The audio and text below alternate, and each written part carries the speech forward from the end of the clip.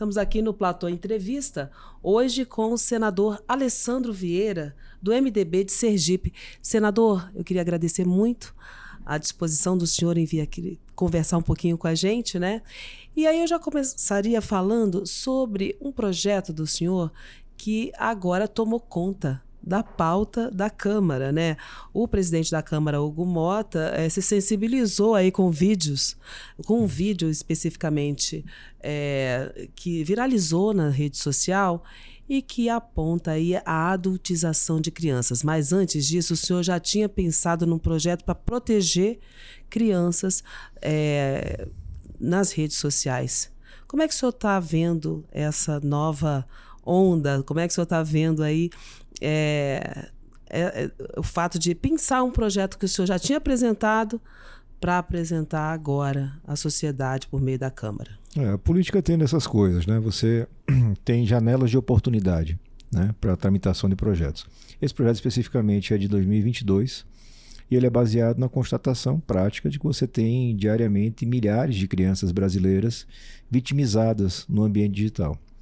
O ambiente digital não é seguro.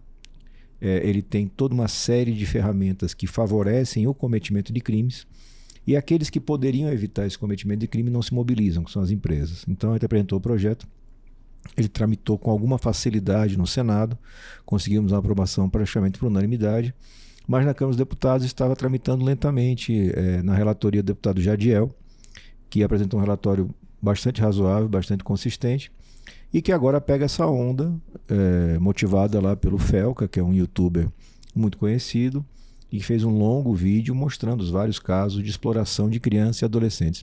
Mas não é só aquilo ali é um recorte da realidade. A realidade é muito complicada, porque nós temos no Brasil o segundo país com mais tempo de tela, ou seja, a gente fica quase metade do nosso dia útil plugado em algum equipamento. E quando a criança e o adolescente estão nesse mesmo circuito, eles estão sempre sob condição de potencial vítima. Então, o projeto veio para maduro e a gente espera que a Câmara dos Deputados finalmente consiga legislar sobre o tema. Agora, senador, o presidente Hugo Motta, o senhor mesmo havia dito que ele fez um grupo de trabalho, uma comissão para analisar, para ter um parecer.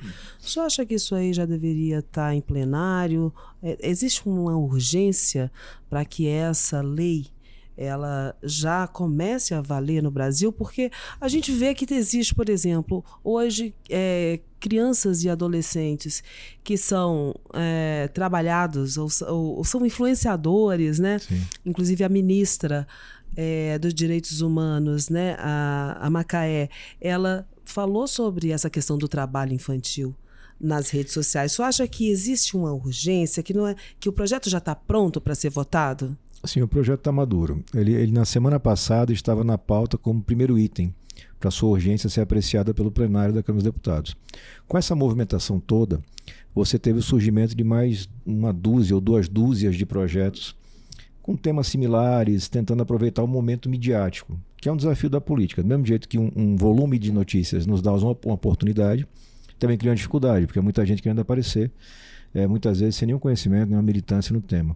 Então o presidente Hugo Motta, na verdade, deu um passo atrás. Ele, ao invés de pautar a urgência do projeto que estava pronto, ele escolheu montar uma comissão para, num prazo de 30 a 60 dias, apresentar uma análise sobre todo esse conteúdo de projetos apresentados. Eu acho negativo, porque abre oportunidade para as empresas atuarem no lobby contrário, elas fazem isso com uma intensidade muito grande, e potencialmente gera complexidades para a discussão, porque existe uma tentação sempre de incluir mais um ponto, de avançar mais um pedaço, de regulamentar mais alguma coisa. E a gente perde o foco no que é mais importante, que é criança e adolescente que precisam ser protegidos. Vamos ver o que o presidente Hugo e a comissão vão conseguir fazer. É aquela velha história, né? Que o ótimo às vezes é inimigo do bom, né? Sempre é, sempre é. A gente tem que ter clareza do que desafios estamos enfrentando. A cada dia eu tenho milhares de crianças e adolescentes vítimas. Enquanto a Câmara dos Deputados deixa de legislar, eles continuam vulneráveis. É uma escolha. Esses deputados, essas deputadas vão ter que depois explicar para a sua base por que retardaram ou por que estão dificultando a votação e a aprovação de um projeto que protege crianças. Não parece fazer sentido. Agora, senador, no caso desse projeto de lei, o senhor acha que ele tem que alcançar esses influenciadores mirins, pastores mirins que usam a rede social, crianças que às vezes já falam como adultos, né? Como o próprio vídeo do Felca mostra. Então, o senhor acha que tem que alcançar isso? Eu acho mais importante é regulamentar as ferramentas. Então, quando eu garanto que a empresa, a indústria que vive disso tem responsabilidade, eles passam a cuidar mais do conteúdo, dos acessos. Quando eu exijo a verificação efetiva de idade, porque não adianta eu colocar no termo de uso que a idade mínima é 13 anos de idade e, ao mesmo tempo, permitir contas de 5, 6 anos de idade. E também empoderar as famílias, permitir que elas tenham ferramentas de controle parental mais efetivas, de mais fácil acesso. Porque a gente tem que lembrar essa diferença de gerações. Você tem pais que não foram criados em ambiente digital, que têm que lidar com filhos que vivem imersos no ambiente digital. Então, facilitar a vida desses pais é fundamental para ter um resultado. O projeto cuidou disso tudo. A gente fez uma consulta ampla para a sociedade, conversamos com as empresas de tecnologia, para construir um texto de equilíbrio. E o relator na Câmara foi no mesmo sentido. Ele fez audiências públicas, ele ouviu todo mundo, para criar um consenso efetivo que regule as ferramentas, sem invadir na individualidade, no desenvolvimento da criança e na liberdade que todo mundo tem que ter de expressão. Agora, o Brasil já não tem lei para isso? Por exemplo, o Estatuto da Criança e do Adolescente, ele já não daria conta de também ser respeitado pelas redes sociais? Não, porque você não tem um direcionamento para as empresas, né? Não fica claro. E aí você acaba tendo uma divergência de legislação. Enquanto a legislação de regência de tecnologia, que é o Marco Civil da Internet, abre mão da responsabilização das empresas, você teria por interpretação, e o Supremo vem tentando fazer isso, por interpretação gerar responsabilização. Não é um bom caminho.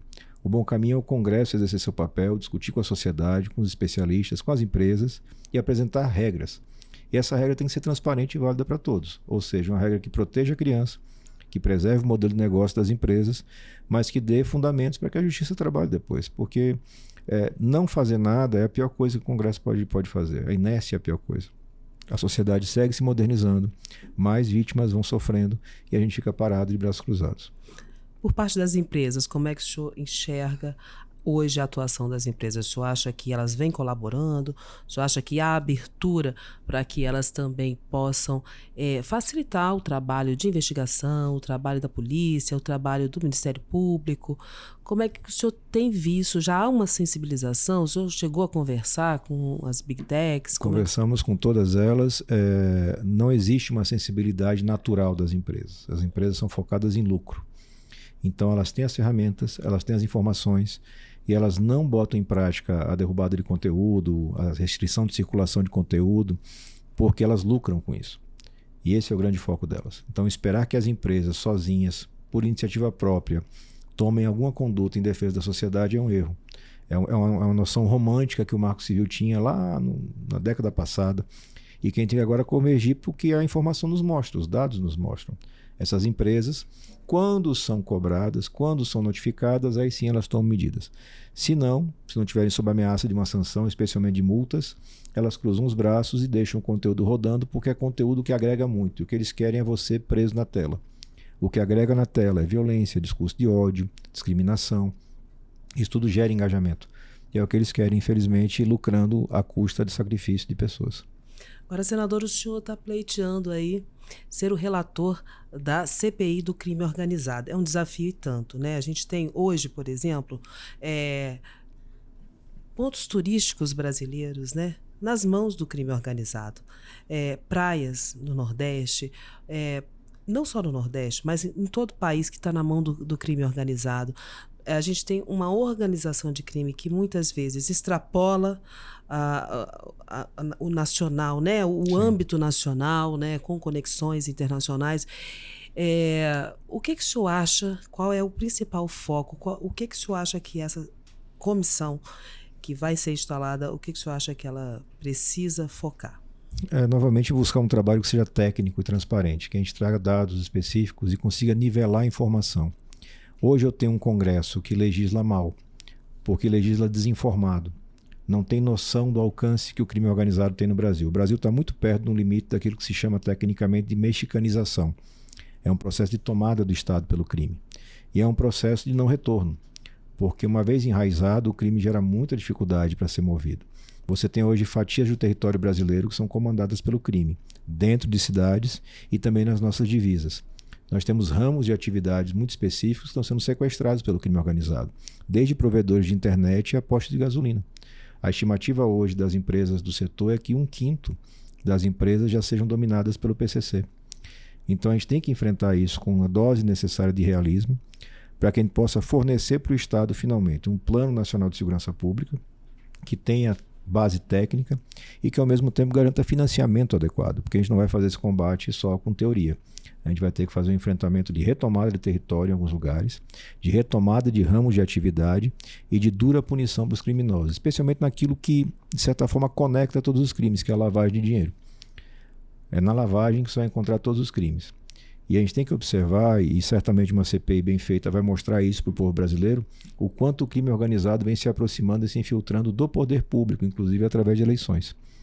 Então é um trabalho seguramente difícil, mas essencial para o Brasil. Mas, senador, o senhor falou aqui, né, num Plano Nacional de Segurança Pública. A gente acompanha, ao longo dos governos, a apresentação de vários planos.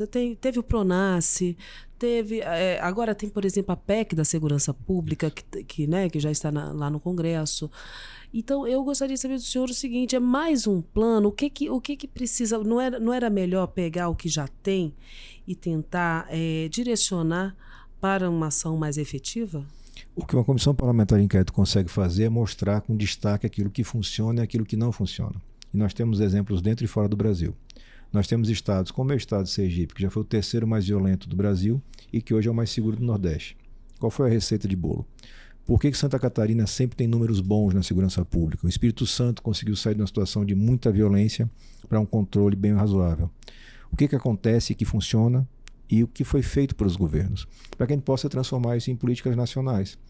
E basicamente não tem uma receita muito complexa, não. Os estados também são diferentes, né? O tipo de crime que há em cada região. Mas a essência do crime é a mesma. Ocupação de território e, a partir da ocupação do território, lucratividade com qualquer atividade que você tenha, lícita ou ilícita.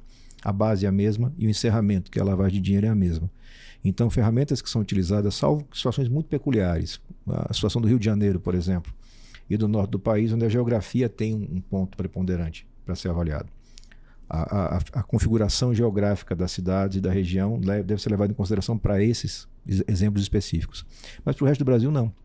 As rotas de acesso de drogas e armas são conhecidas, todas elas são plenamente conhecidas, e são insuficientemente fiscalizadas. Por quê? A quem interessa deixar entrar arma e droga no Brasil?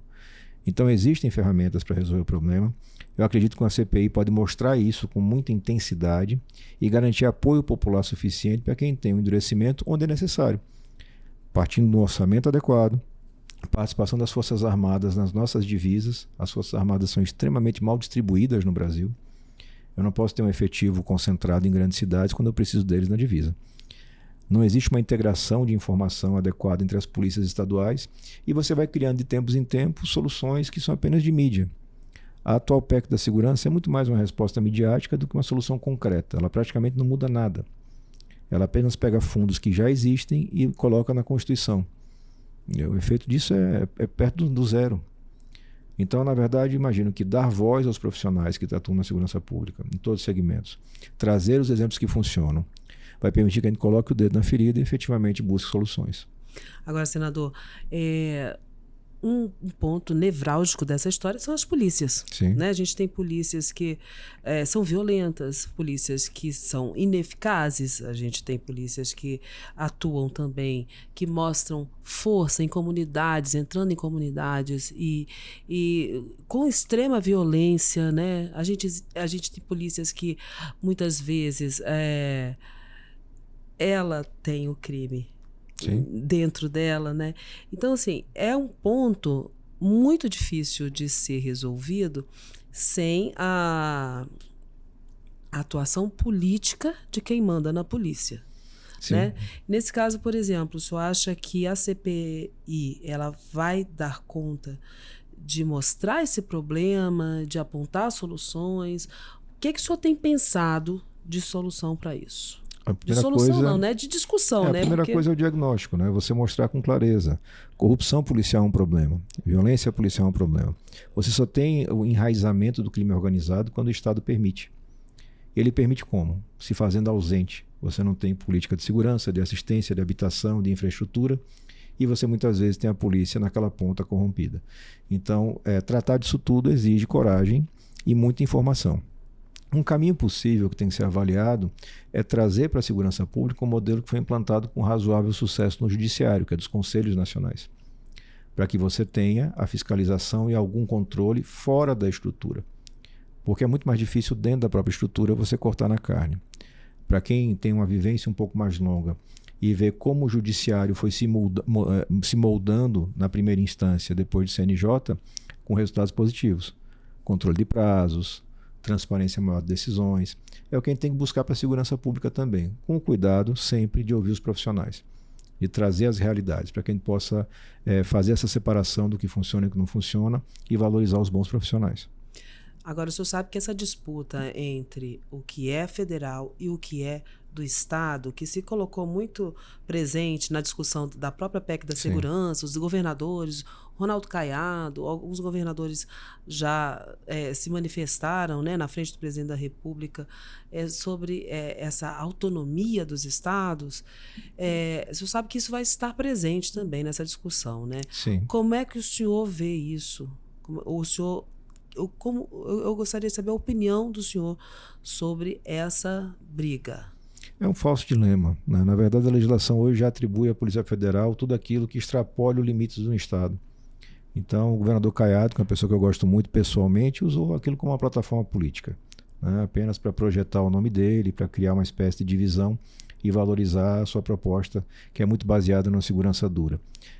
A PEC em nenhum momento coloca isso em risco, não faz sentido.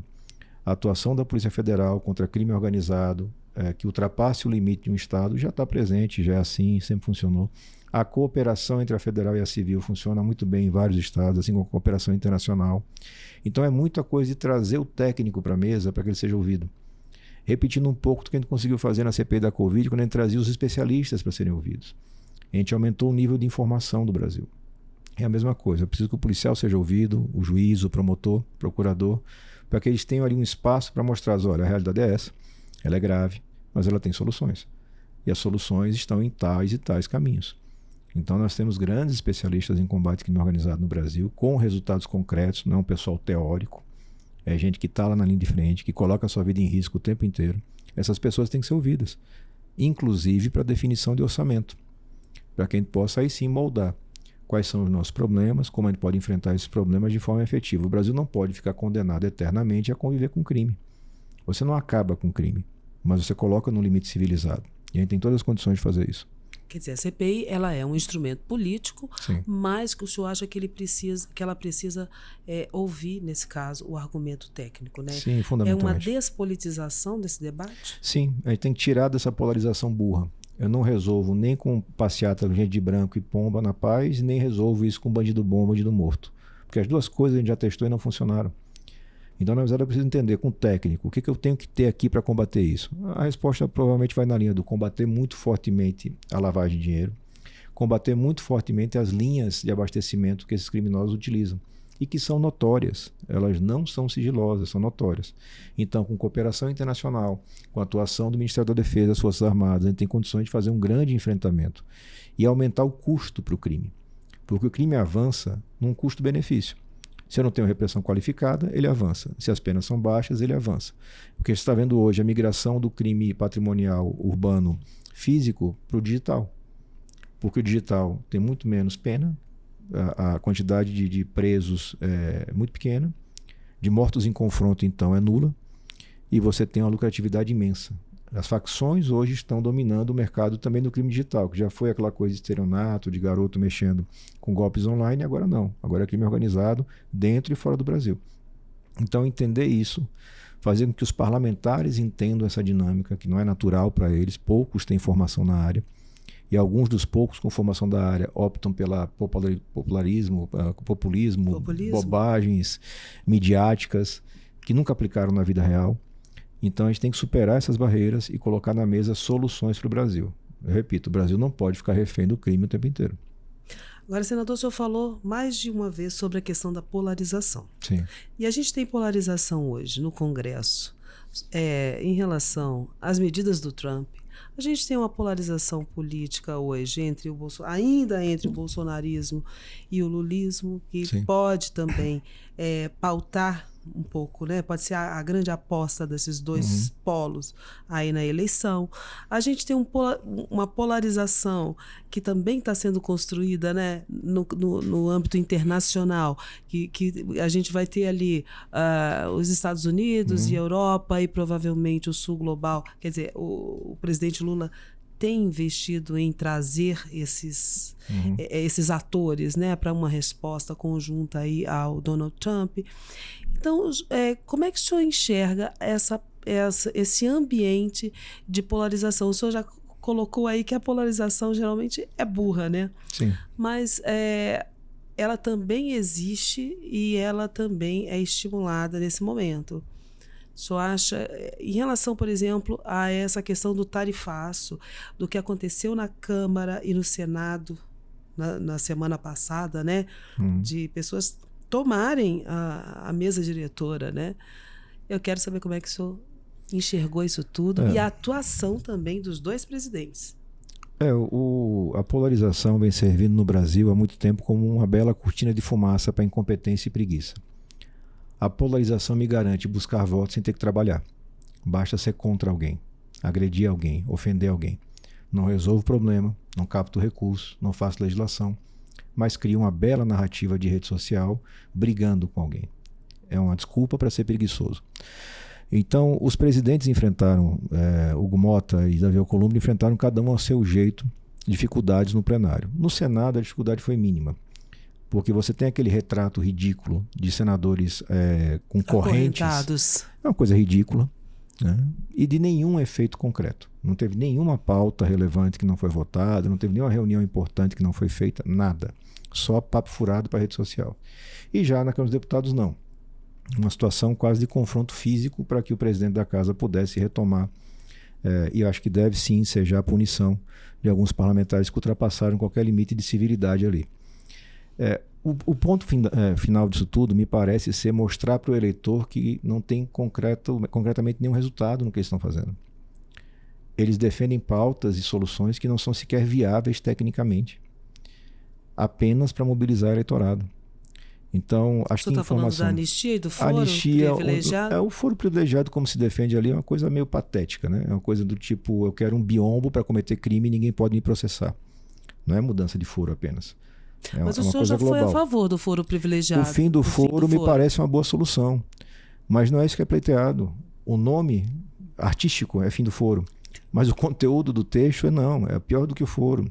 É que qualquer inquérito policial exige uma prévia autorização do Congresso. Você imagina, um deputado rouba dinheiro de emenda parlamentar, eu tenho que ir lá pedir para o deputado, posso investigar o senhor?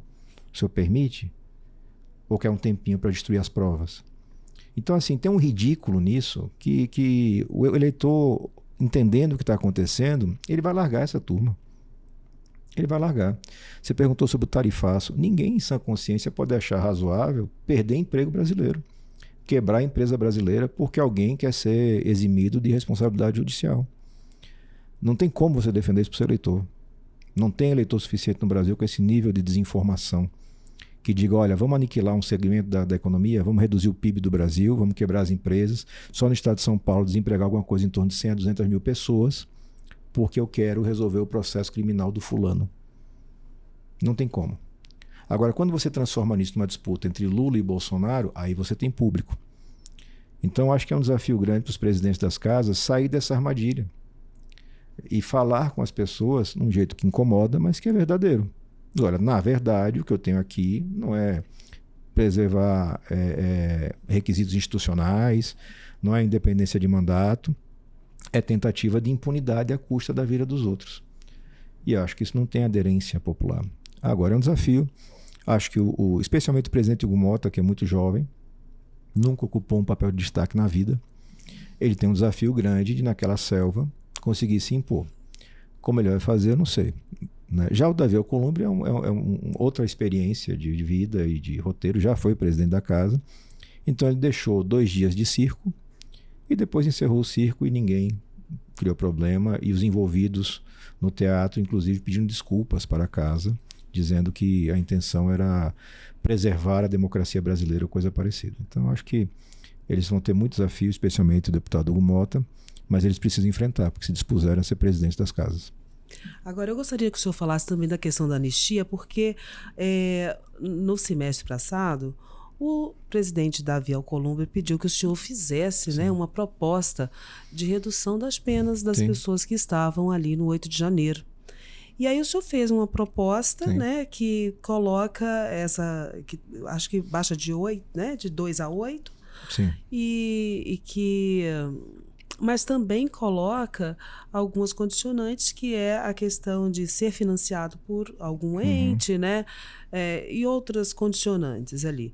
É uma proposta que o bolsonarismo não abraçou. Isso. Né? Não quer uma redução de pena, na verdade quer uma anistia irrestrita e ampla. Então, eu gostaria de saber do senhor o seguinte, essa proposta que o senhor apresentou, o senhor acha que ainda tem chances de ir para frente? E por que o senhor considera que essas penas precisam ser reduzidas pelo crime de abolição do Estado de Direito? É que nós temos ali, na forma como foi conduzido o processo criminal e a investigação prévia, uma mistura total.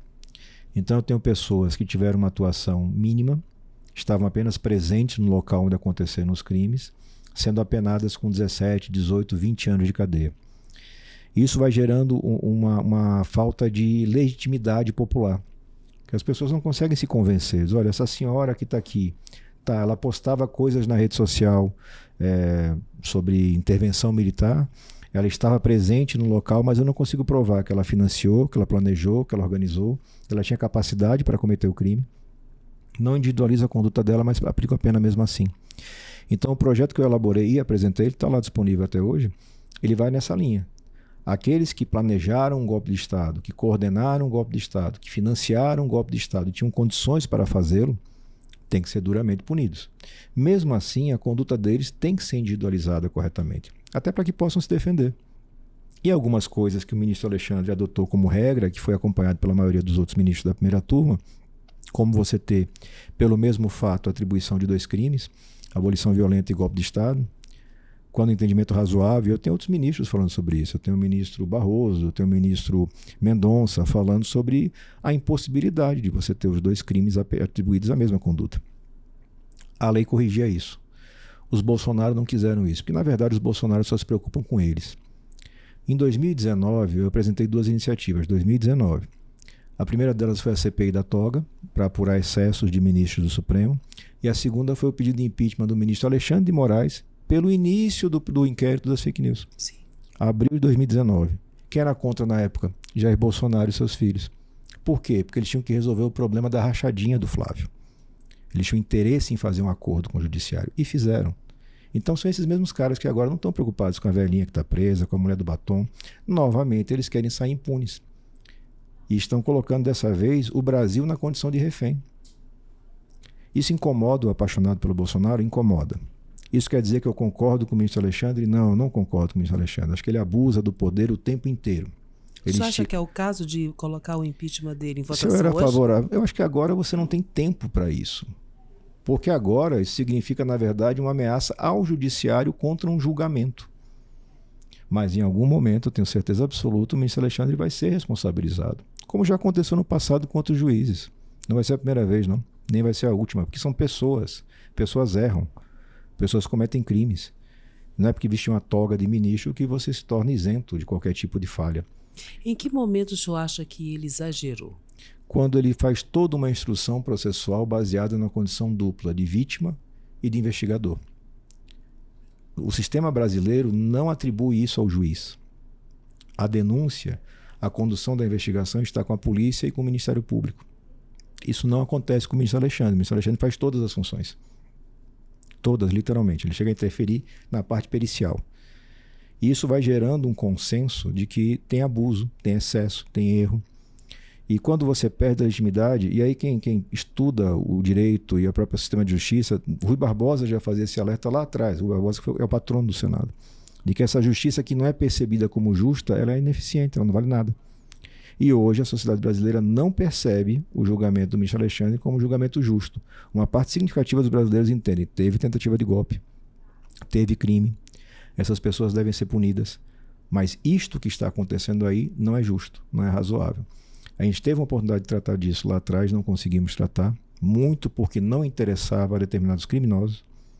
E agora eu imagino que vamos retomar esse tema com consistência pós-eleições.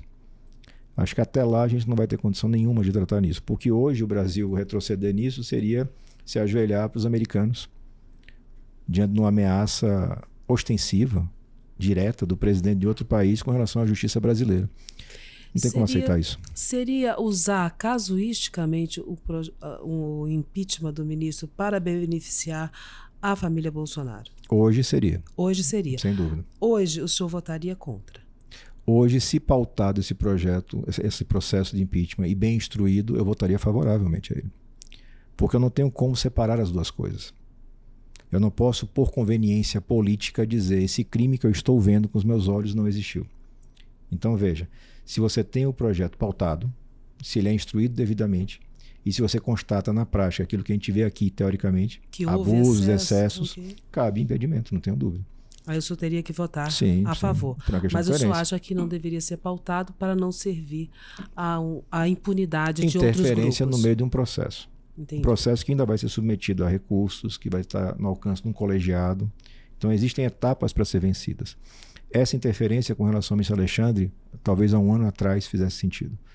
Agora não mais, especialmente pelo contexto internacional. Essa escolha pelo ataque, pela ameaça, pela ofensa, é a mesma coisa, é uma equivalência direta a você ter um bandido do morro que sequestra a família do juiz. O Brasil está sequestrado e está ameaçado. Olha, ou você vai matar o projeto ou eu vou retaliar a sua família. Eu vou desempregar a sua família. Então a gente vai ter que enfrentar isso com resiliência e com um senso de temporalidade. Olha, nesse momento não cabe fazer isso, mas a gente vai enfrentar essa questão mais adiante. Agora, senador, só para terminar, vamos falar um pouquinho de política. Estamos num ano pré-eleitoral, o senhor tem pretensões aí à reeleição, não é isso? Isso. E como é que vai ser formada lá a aliança política lá no Sergipe? A gente tem trabalhado muito focado no mandato até o momento, né? O MDB é um partido grande, ele garante o espaço e a legenda para a reeleição, para a disputa pela reeleição. Eu apoio a reeleição do governador do estado, Fábio Tidieri, que é do PSD, mas a construção de chapa vai se dar um pouco mais adiante. Acho que é o momento agora de entregas. A gente tem a expectativa de que tenhamos uma terceira via surgindo. Acho que o Brasil não merece mais Lula e Bolsonaro. Eles não têm condições políticas para tirar o Brasil desse atoleiro de polarização. Aí você pergunta, vai acontecer? Provavelmente não, infelizmente não. Não vai, né? Provavelmente não. Mas é a nossa missão tentar que aconteça. Mostrar que tem gente capaz de pensar o Brasil fora dessa cerquinha de disputa medíocre de polarização. Nome, senador? Olha, vai ter que esperar um pouco mais. Acho que tem um monte de gente aí, bons governadores se colocando. Acho que talvez parlamentares possam se colocar nessa seara. Mas é uma construção política, mais ainda em esfera nacional, é uma construção. Hoje não tem condição, não tem ninguém com construção perto disso. Mas o senhor sai aliado ao Mitidieri, que é do PSD, que é do Kassab e que defende... Que pretende lançar a candidatura do hoje governador Ratinho Júnior. O Ratinho, o senhor acha que seria um bom nome? Olha, só de sair da polarização já sai com a vantagem. Né? Mas a gente sabe que não é um nome nacional, não é um nome de reconhecimento nacional. Tem que fazer toda uma construção. Se ele estiver disposto para fazer isso, acho que é um bom serviço para prestar ao Brasil. Mas o Kassab também estava apoiando bem aí o lançamento do nome do Tarcísio, né? Acho que o presidente Kassab tem um método muito interessante, né? Ele apoia todos os lados que ganham. E acho que ele é muito bem sucedido nisso. Né? Nós vamos decidir lá na frente qual vai ser a aposta final do Kassab. Senador, obrigada por atender aqui ao platô. E seja sempre bem-vindo aqui para vir conversar um pouquinho com a gente de política. Foi um prazer. Muito obrigado.